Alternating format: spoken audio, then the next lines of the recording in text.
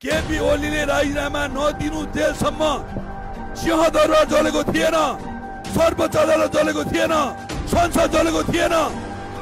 जब उहाँले राजीनामा दिनुभयो त्यसपछि जलाइयो। जबसम्म केपी ओलीले राजीनामा दिएको थिएन तबसम्म यस्तो केही पनि भएको थिएन। गोली मात्रै चलाएको थियो, जेएनजीहरूमाथि, विद्यार्थी भाइ बहिनीहरूमाथि गोली मात्रै चलाएको थियो। तर जब केपी ओलीले राजीनामा दिनुभयो त्यस पछाडिदेखि चाहिँ जति पनि छ यो पार्टीको झोलेहरूले भनौँ, यहाँ त्यस पछाडिदेखि यिनीहरू खुद आफैले होइन जलाए।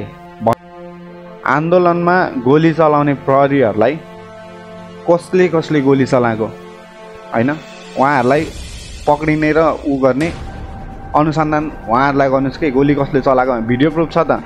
भिडियो हेर्दै कसले भाटभाटिन चोर्यो त्यो कुरा छोड्नुहोस् न यार, कसले मार्यो भन्ने कुरा हो क्या। हिजोको दिनमा जेएनजीको आन्दोलनमा गोली खाएर मरिराख्दाखेरि फेसबुकमा भिडियो हालेर युट्युबमा भिडियो हालेर डलर कमाउने तपाईँहरू नै हो क्या सर। यार मलाई यो पत्रकारिता नै मन नपरे हो क्या। मेन भन्नुपर्दा नि जे कुरा सही हो त्यो कुरा लेख्दैन, जे कुरा सही होइन त्यसलाई चटपटै बनाएको छ। त्यस पछाडिदेखि आफ्नो भ्युज र डलरको लागि यो काम यस्तो बन्द गरिदिनुहोस् सर प्लिज।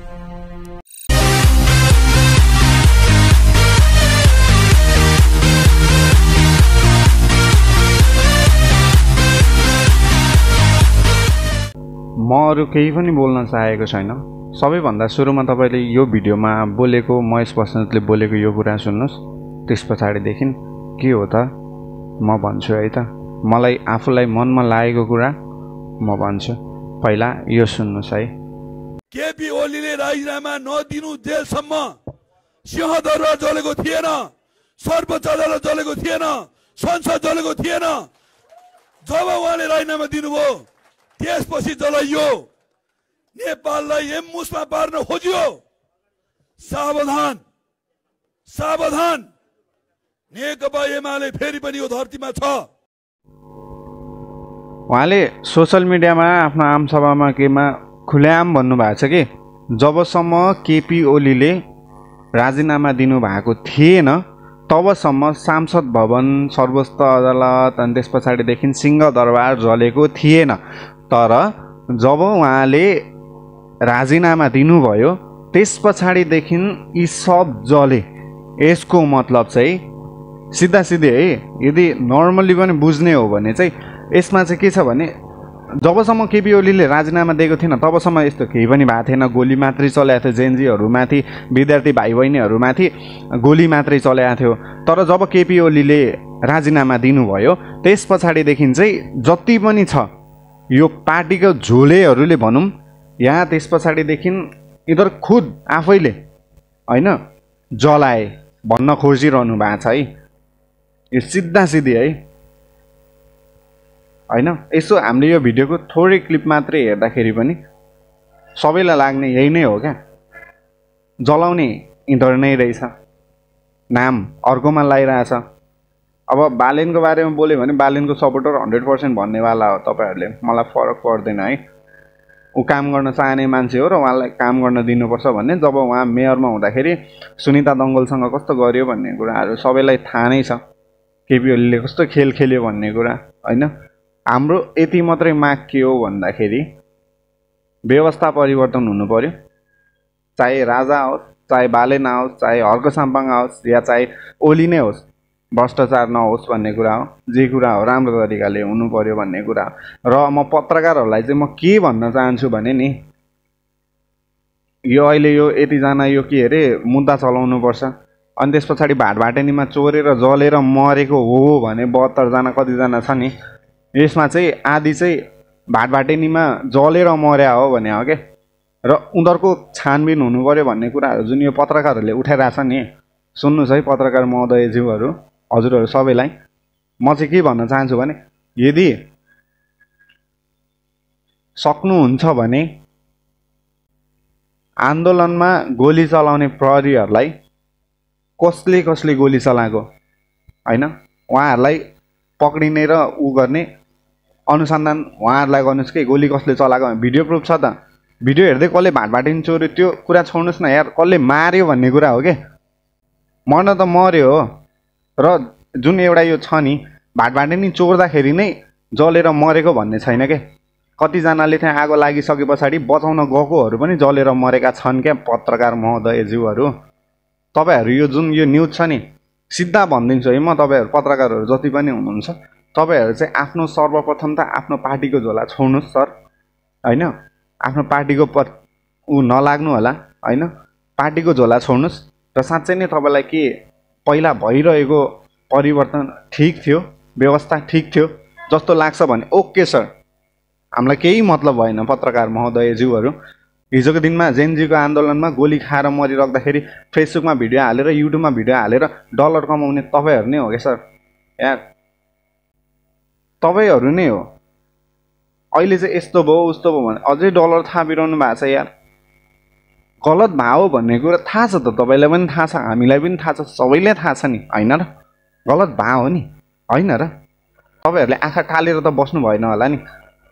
पत्रकार देशको या के चौथो अङ्ग के भन्छ होइन होइन, तपाईँहरूले यार प्लिज सहीलाई सही र गलतलाई गलत भन्न सक्नु क्या, सिक्नुहोस् क्या सर यार।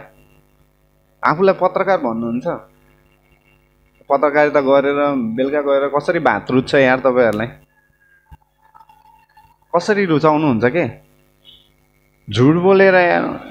छोड्नुहोस् न यार पार्टीको झोला, आउनुहोस् खुलेआम आउनुहोस् यार, सबैजना आउनुहोस् र भन्नुहोस् यो गलत हो भने गलत हो, लेख्नुहोस् न यार सर, तपाईँसँग प्रमाण हुन्छ के, लेख्नुहोस् ल, प्रमाणहरू हुन्छ तपाईँहरू सबैसँग, प्रमाण खुलाएर लेख्नुहोस् के को डर, पार्टीको के पैसा दिँदैन केही हुँदैन यार, त्यट अति यार अति। के आगो लाउने सबै जेन्जी नै थिए? पत्रकारहरूलाई मेरो प्रश्न है, जेन्जी नै थिए त? साँच्चै नै थिए? छातीमा हात राखेर भन्नुहोस् त, गलत भइरहेछ यार। यो महेश बस्नेत अहिले केपी ओली हिजोको दिनमा सर सुन्नुहोस् है, महेश बस्नेतजीले यो भिडियो हेर्दै हुनुहुन्छ भने ओके है ठिक छ, र केपी ओलीजीले पनि यदि हामी जस्तोको भिडियो त हेर्नुहुन्न होला, यदि हेर्दै हुनुहुन्छ भने इट्स ओके है। तर तपाईँहरूले जुन ल्याउनु भएको थियो नि यो कुराहरू चाहिँ कसैलाई जेन्जीलाई मात्रै होइन कि, धेरै तपाईँको पार्टीको झोले तपाईँको गुणलाई पनि सुन भन्नेहरूको लागि चाहिँ यो तपाईँले ल्याएको हरेक कुराहरू एकदम राम्रो थियो सर होइन। तर हामी जस्तोको लागि त्यस पछाडिदेखि अनि जो चाहिँ विदेशमा गएर खाडीमा गएर आफ्नो परिवारहरू उ गरेर खाडीमा गएर आफ्नो परिवार गुमाइरहनु भएको छ होइन, उहाँहरूको लागि चाहिँ यो व्यवस्था एकदम गलत थियो सर, 100% गलत थियो। त्यही भएर सबैले आवाज उठाएको हो क्या। आन्दोलनमा जेन्जी मात्रै थिएन नि सर, सबै थिए, 13 वर्षदेखि माथिका, 30 वर्षदेखि माथिका, 40-50 सबै थिए, सबै थिए। सबैलाई तपाईँहरूको व्यवस्था मन नपर्ने हो क्या। हामी चाहँदैनथ्यौँ सर राजा आउनुपर्छ भन्ने चाहँदैनथ्यौँ, अन्तिम विकल्प राजा थियो क्या, बुझ्नु भएन।